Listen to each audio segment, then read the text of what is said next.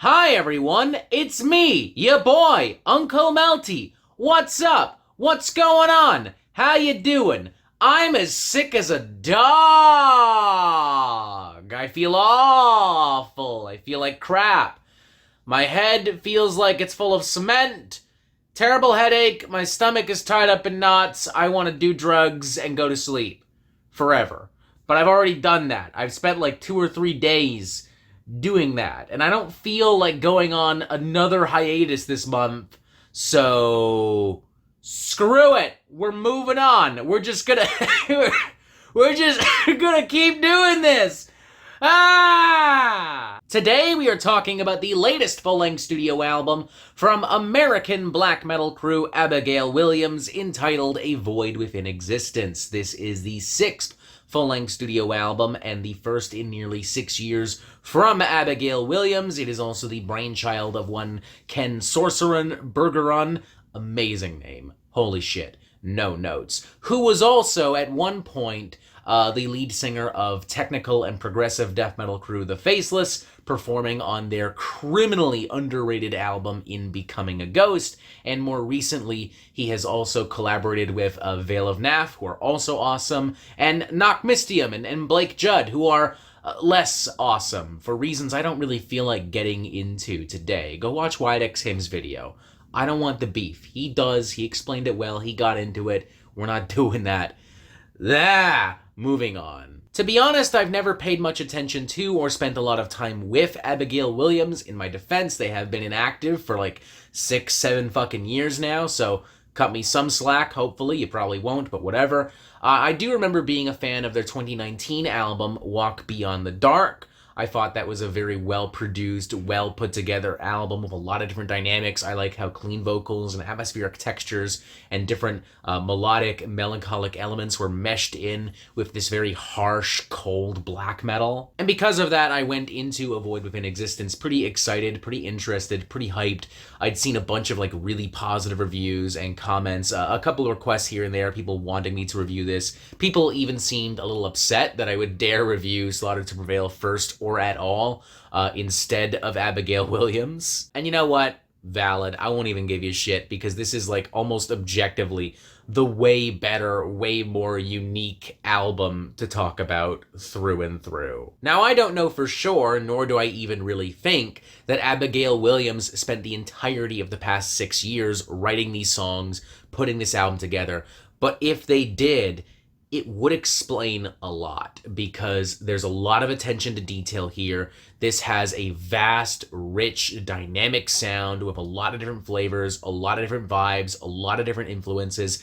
It's very meticulously put together. It has these dissonant shades and textures. It has more chunky, muscular kind of death metal riffage in certain points. It has very soulful, emotive, passionate guitar pyrotechnics, like legit roaring, ripping, classic rock style guitar solos too, dripping, oozing with heart and passion. It manages to be big and dramatic and theatrical without necessarily feeling pompous or pretentious or corny or overproduced. It is an absolutely excellent record that ranks among some of the best black metal albums of 2025 so far, I would say. You've got the opening number, Life Disconnected, which wastes absolutely no time going into bleak, stark, dark, miserable, almost misanthropic territory, a variety of dissonant tones and textures and guitar licks and crazed sounds and like these kind of like doomy little licks here and there interwoven with like this hefty, plodding, muscular kind of death metal grooves and progressions, which builds a foundation for some icy, cathartic, misanthropic black metal. It's powerful, it's nasty, there's a lot of nuance and complexity to it without necessarily being like super artsy-fartsy, without necessarily going out of its way to go into like super progressive, challenging territory. Just a fantastic, opening number for a black metal record, really. Then the following number, Void Within, really ramps up the intensity. It's faster, more brutal, more full-on, like hateful, hellish kind of black metal vibes here.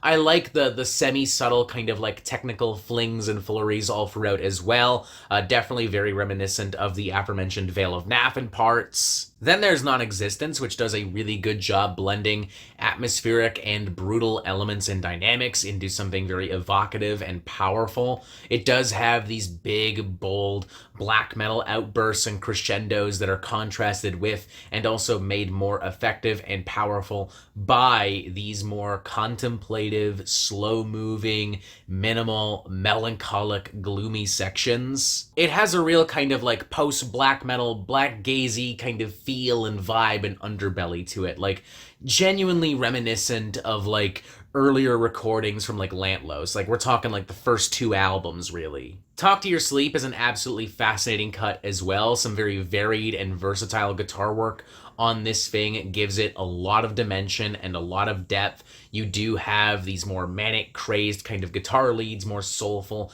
passionate displays and licks and solos. And you also have this dirty kind of like plodding kind of death metal guitar work still riding underneath everything, and combined with the synths and the atmospheric textures and soundscapes and, you know, just the overall intensity and virtuosity of the cut, it weirdly kind of feels like Rivers of Nile doing like atmospheric black metal. I know that sounds fucked in the head, but that's what this kind of reminded me of, and I'm really enjoying it. And then there's the absolutely massive 9.5-minute closing number, No Less Than Death. And at first, I thought, okay, this thing is going to end up being too long for its own good. I see it already. Its fate is already sealed. And then I listened to it, and I realized I need to shut the fuck up.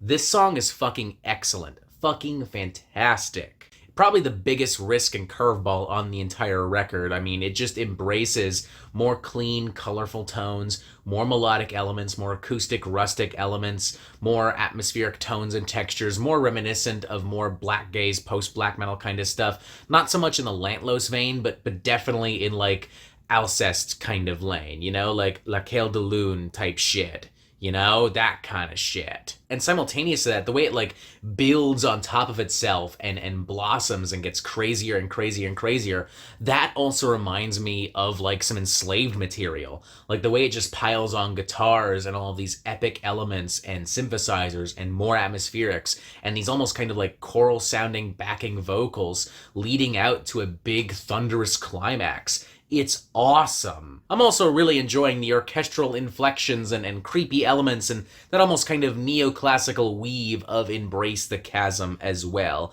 It's giving Cradle of Filth, but if they just fully embraced like a late 90s kind of black metal sound and aesthetic and never got too corny or goofy with it. Everyone is doing a great job here, but I want to specifically shout out Mike Heller on drums, putting in one of the best, most nuanced, most versatile, most punishing performances of his entire career. He's played with everyone from Raven to Fear Factory to Malignancy to Psy to fucking Ghost Bath. Like, he's done all kinds of shit over the years, but this is, I feel, his magnum opus on drums. He fucking kills it. When I started this review, I felt very confident and comfortable giving this album a solid 4 out of 5, but now we're here at the end, and I can't really think of a reason not to give this album a 4.5 out of 5.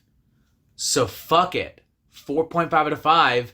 I think it's kind of incredible, kind of a fantastic record from start to finish. I really don't have any nitpicks or criticisms to speak of whatsoever. It is a very well produced and presented and executed record on pretty much every level. It's heartfelt, it's creative, it's full of surprises and amazing performances. It's everything I kind of want and look for in a modern black metal album at this point. There's not really much more I can say, and even if there was, quite frankly, I just want to wrap this up. I would like to call my doctor and take a shitload of fucking Tylenol and make a big bowl of ramen and maybe watch some old fucking cartoons and just like marinate in my fucking misery and sickness, I guess. God fucking damn it. I always get sick in the fucking summer for some goddamn stupid fucking reason.